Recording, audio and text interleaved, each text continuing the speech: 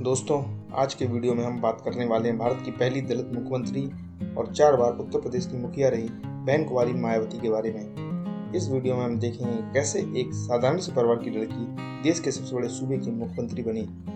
15 जनवरी 1956 को नई दिल्ली के एक अस्पताल में मायावती का जन्म होता है। इनके पिता प्रभुदास दयाल एक दूरसंचार ऑफिस में क्लर्क थे। इनकी माँ रामरती एक हाउसवाइफ थी। वो पढ़ी लिखी नहीं थी, लेकिन उन्होंने अपने सभी बच्चों को पढ़ाया लिखाया। ये 6 भाई और 2 बहन थी। इनके पिता प्रभुदास एक पुरानी सोच के व्यक्ति थे।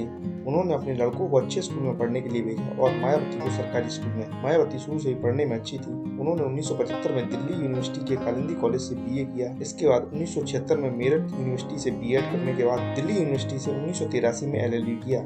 इसके बाद वो दिल्ली के इंदरपुरी के एक स्कूल में बतौर टीचर पढ़ाने लगी। वो दिन को स्कूल में पढ़ाती और रात में सिविल सर्विसेज की तैयारी करती। उनका सपना एक आईएएस अधिकारी बनने का था। आईएएस की तैयारी करते समय एक दिन बहुजन नेता कांशीराम मायावती से मिलने आए। मायावती से बात करने के बाद वो उनसे बहुत प्रभावित हुए। कांशीराम ने मायावती को राजनीति में आने का न्योता दिया। इसके जवाब में मायावती ने कहा, मुझे सिविल सर्विसेज में जाना है और आईएएस बनना है। इस पर कांशीराम ने कहा, वो उनको इतना बड़ा नेता बना देंगे कि आईएएस और आईपीएस तुम्हारे सामने लाइन लगा के खड़े होंगे। 1984 में जब कांशीराम ने बहुजन समाज पार्टी बनाई तो मायावती को शामिल कर लिया। मायावती के पिता प्रभुदास को उनका कांशीराम की पार्टी ज्वाइन करना पसंद नहीं आया।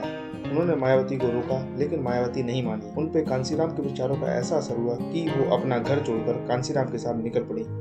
डॉक्टर भीमराव अंबेडकर के विचारों से प्रेरित होकर कांशीराम ने 1984 में बीएसपी की स्थापना की। इस पार्टी का एकमात्र उद्देश्य देश के पिछड़े, शोषित, वंचित, दलित तथा अन्य पिछड़ी जातियों को उनका हक दिलाना। कांशीराम का फेमस कथन है, जिसकी जितनी संख्या बारी उसकी उतनी हिस्सेदारी। बीएसपी की स्थापना के बाद मायावती पहली बार कैराना सीट से 1985 में लड़ी, लेकिन उन्हें हार का सामना करना पड़ा। 1987 के इलेक्शन में वो हरिद्वार से फिर चुनाव लड़ी। इस बार भी वो हार गई, लेकिन बीएसपी का जन आधार धीमे धीमे बढ़ रहा था और 1989 में जनरल इलेक्शन में मायावती ने बिजनौर सीट से जीतकर पहली बार लोकसभा में कदम रखा।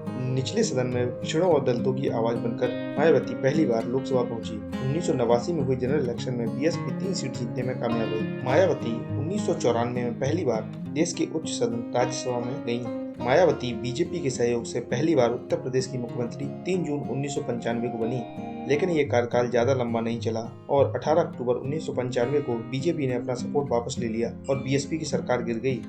1997 में मायावती दोबारा से मुख्यमंत्री बनती है और ये सरकार भी अपना कार्यकाल पूरा नहीं कर पाती है। 2002 में मायावती देश के सबसे बड़े राज्य उत्तर प्रदेश की 3 मई 2002 को मुख्यमंत्री पद की तीसरी बार शपथ लेती हैं, लेकिन ये सरकार सिर्फ 15 महीने ही चली। मायावती ने मुख्यमंत्री रहते हुए कई जिले बनाए और बहुतों के नाम बदले। मायावती की छवि एक स्ट्रिक्ट लीडर की थी, जो अफसर काम नहीं करते उन्हें सस्पेंड कर देती। कई बार तो वो खुद काम का ब्यौरा लेने पहुंच जाती और काम में देरी या हीला हवाली होने पर उन्होंने कई अफसर्स को खड़े खड़े सस्पेंड कर दिया। उन्होंने कई यूनिवर्सिटीज बनाई। लोगों ने भी इस चीज को माना कि बहन जी की सरकार में पुलिस अफसर्स, कर्मचारी सभी टाइम पर आते थे और ईमानदारी से काम करते थे। उनके कार्यकाल में कानून व्यवस्था भी चाक चौबंद थी। 2007 में हुए विधानसभा चुनाव में पहली बार मायावती पूर्ण बहुमत से जीतकर चौथी बार मुख्यमंत्री बनी। उनका कार्यकाल 2007 से 2012 तक चला। इस दौरान उन्होंने कई काम किए। अगर उन सभी का नाम गिनाने लगेंगे तो ये वीडियो काफी लंबा हो जाएगा। 1993 के विधानसभा चुनाव में समाजवादी पार्टी और बहुजन समाजवादी पार्टी ने मिलकर चुनाव लड़ा और मुलायम सिंह मुख्यमंत्री बने। ये सरकार 2 साल तक चली। 1995 में मायावती ने अपना समर्थन वापस ले लिया और मुलायम सिंह की सरकार अल्पमत में आ गई। जब ये बात मुलायम सिंह को पता चली, वो बौखला उठे। बौखलाए मुलायम सिंह के समर्थक और कार्यकर्ताओं ने लखनऊ मीराबाई रोड पर स्थित गेस्ट हाउस, जिसमें उस समय मायावती मौजूद थी, उन पर हमला कर दिया। उस समय मायावती अपने विधायकों के संग मीटिंग कर रही थी। किसी तरह मायावती ने अपने आप को कमरे में बंद कर लिया, तब जाकर उनकी जान बची। इसके बाद मायावती और मुलायम सिंह के रिश्ते कभी नहीं सुधरे। इस अध्याय को भारतीय राजनीति का काला धब्बा कहा जाए तो गलत नहीं होगा।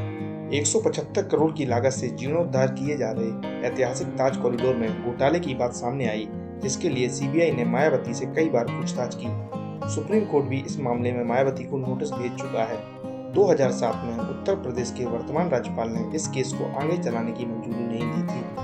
4300 करोड़ की लागत से लखनऊ में बने स्मारक मायावती का ड्रीम प्रोजेक्ट था, जिसमें बहुजन नायकों समेत मायावती ने खुद की प्रतिमाएं लगवाई। इस प्रोजेक्ट में घोटाले होने की बात भी सामने आई थी।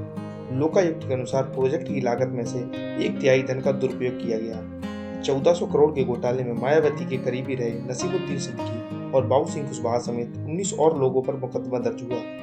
एनआरएचएम घोटाले के संबंध में मायावती से कई दफे पूछताछ की जा चुकी है। मायावती पर गलत तरीके से 100 पदों का सृजन कर उन पर नियुक्ति देने का आरोप लगा है। कई जिला परियोजना अधिकारियों की संलिप्तता भी उजागर हुई। 74 से ज्यादा FIR दर्ज की गई और तत्कालिक स्वास्थ्य मंत्री रहे बाबू सिंह कुशवाहा का नाम भी इसमें शामिल है। मायावती और विवादों का गहरा नाता रहा है, जैसे अपने जन्मदिन पर नोटों की माला पहनना, विदेश से अपने लिए चार्टर्ड प्लेन द्वारा सैंडल्स मंगवाना, अधिकारी द्वारा अपनी सैंडल साफ करवाना या फिर टिकट बेचना। ये सभी आरोप मायावती पर समय समय पर लगते रहे हैं। 2012 के चुनाव में मायावती को समाजवादी पार्टी के हाथों करारी हार का सामना करना पड़ा। इसके बाद मायावती का जनाधार लगातार कम होता चला गया। हालत ये हुई कि 2009 के चुनाव में लोकसभा में 20 सीटें जीतने वाली मायावती 2014 के इलेक्शन में नरेंद्र मोदी की आंधी में एक भी सीट नहीं जीत पाई। हालात 2017 में और भी खराब हो गए, जब उत्तर प्रदेश में 14 साल सत्ता से दूर रहने वाली बीजेपी ने 2017 के विधानसभा चुनाव में 300 से ज्यादा सीट जीतकर समाजवादी पार्टी और BSP का सुपला साफ कर दिया।